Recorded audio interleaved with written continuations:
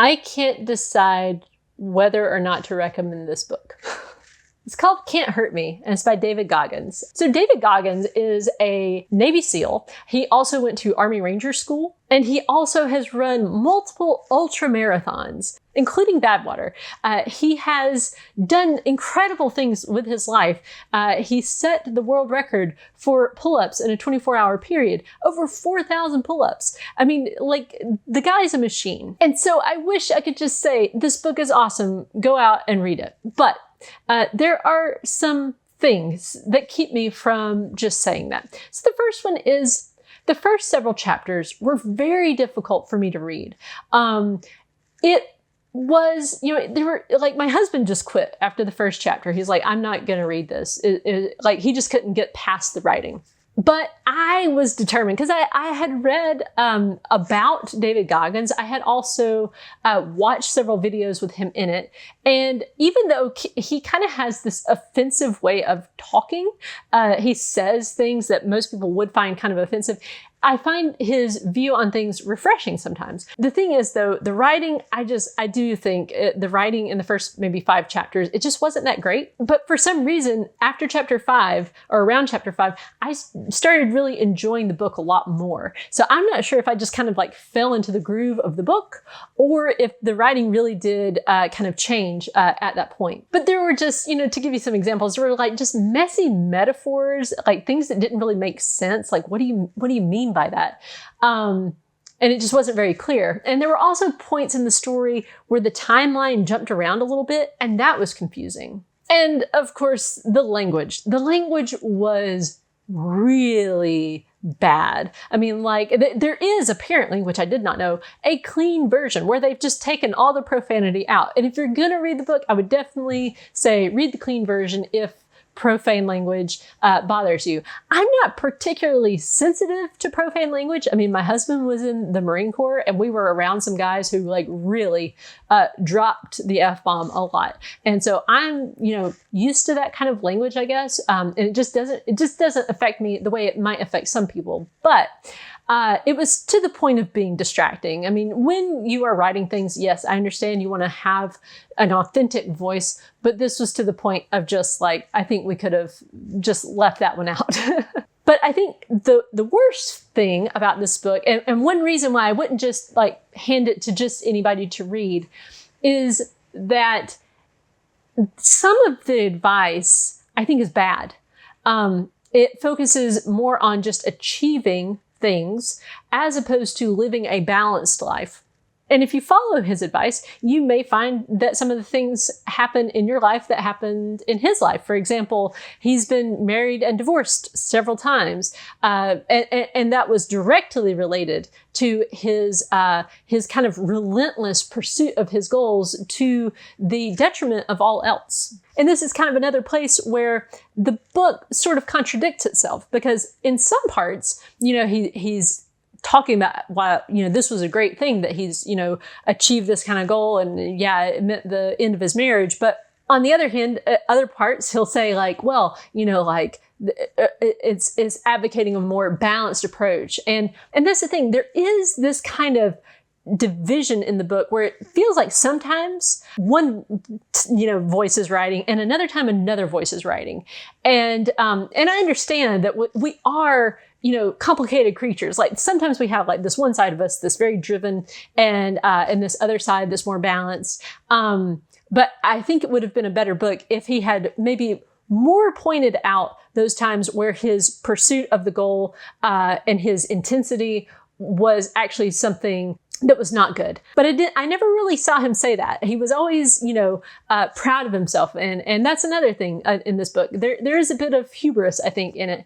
And I don't think that's great for a young person to read. I wouldn't recommend this book to a young person. I'm not going to give it to my kids to read. I think a person who is older, has more experience, and can kind of discern the good advice from the bad and kind of think through these things, that they would probably enjoy this book. But young kids, I think, who are too impressionable, might just take all the advice to their own detriment. In one part, he'll talk about, having a high moral standard, but then in another part of the book, he'll talk about morally questionable things or just outright immoral things, and kind of say that those are good things. And so then it's like, well, where are you getting your morals from?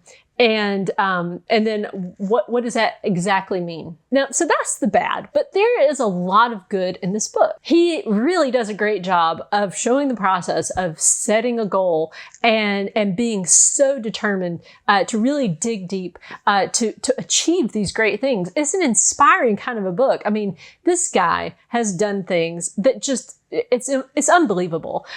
He has run on broken legs, like he was going through some really tough emotional things, really tough physical things, and just powering through it.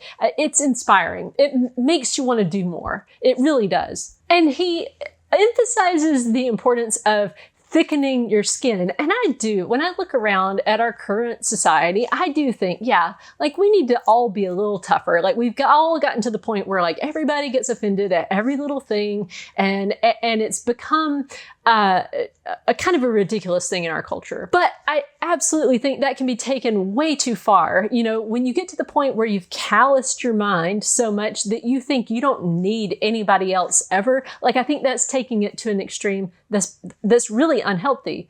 So I think, it's good to a point.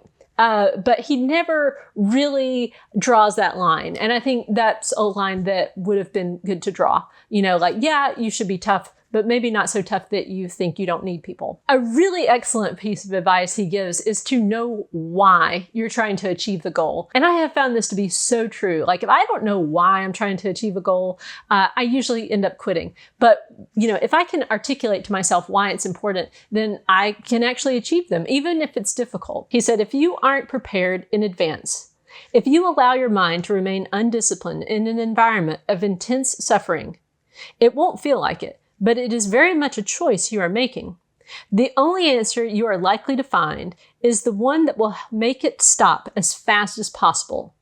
I don't know. And that's something that most people, when they're talking about goals, they don't even go into the why. They just talk about, pick a goal and, make it smart, make it specific, measurable, achievable and relevant and time-bound, but they don't really talk about the why and how important that is. He also talks about the importance of, stacking up small victories, which you might think, a Navy SEAL wouldn't care about small victories, but he talks about the importance of them, about really keeping track of them and being able to store them in your memory so that when you are feeling like you want to give up, you can pull those up. So it's not about the huge victories, it's about those little ones that you've stacked up all along the way, which is good news if you've not really achieved a huge thing like he has. He also talks about holding yourself accountable, and he gives some really good advice about being able to look yourself in the mirror and point out those things and be hard on yourself about, what you're actually doing and being honest, but at the same time being balanced in that approach and praising yourself for those things that you're doing right. Now, he's probably most well known for his 40% rule, which the idea there is that when you feel like you've given it all, you've given about 40%. And he learned this when he started really pushing himself. He started to see that, he would feel like giving up early on in the process. He would feel like I've done everything I can do, but he decided to keep going, even though he felt like he had done everything he could do. And then what he saw was he still had plenty of gas left in the tank. And so he has applied that to, all of us are doing that. And it's true. So many times I've applied this rule in my own life because I heard about it years ago. When you think you've done everything you can do for the day, you've probably done about 40%. And it's true, you can do more. You really can. And I've found my life generally does get better when I push myself. He also does a great job of talking about how to deal with failure, actually taking yourself through the process of dissecting it and looking at what happened. And instead of, getting down on yourself about it, just learning from the process and knowing that there's buried treasure there in your failure and then doing something about it. He also gives the process for auditing your life, which I think is very important. It's something that I did back in 2014. I finally got a handle on just how much time I was wasting. Just going through the process of look at how you're spending your days and then get rid of all that stuff that's not serving you and then focus on those things that you want to accomplish. And that was life-changing. So I think that there's a lot in this book that is really helpful. The problem is there's a lot in this book that's not that helpful or could even be bad for you. So I can't just say, read this book, and I can't just recommend it outright, but I can say, if you read it, get the clean version if language bothers you. And really, even if it doesn't, I think it would be a better book overall without most of the profanity. But read it with discernment, because there's some good stuff in there, but there's also stuff that I think could potentially make your life much, much worse. Like if you start to think, oh, well, this goal that I'm trying to achieve is more important than my family, more important than my spouse, that's not going to be good. But if it pushes you outside of your comfort zone, then it's done its job. So if you've read this book, why don't you let others know in the comments below what you thought of it? Thank you so much for watching. Be sure to like, comment, and subscribe down below. In 2015, I weighed in at 222 pounds, which meant I was obese. I was determined to figure out a way to lose the weight permanently while still eating all the foods that I loved. I found success when I committed to a very simple plan. I practiced intermittent fasting 6 days a week, took a cheat day on Sunday, and walked 6 miles every day. I determined that I would not count calories. I would not restrict any foods or carbs, and I would instead focus on eating until I was full. I lost a total of 80 pounds with this plan, and it's helped me maintain in a healthy weight range for over 6 years. I've taken the lessons I've learned on my weight loss journey and written the laid-back guide to intermittent fasting, overcoming weight loss obstacles, and the laid-back guide to weight loss maintenance. Grab your copies on Amazon and get started losing weight today.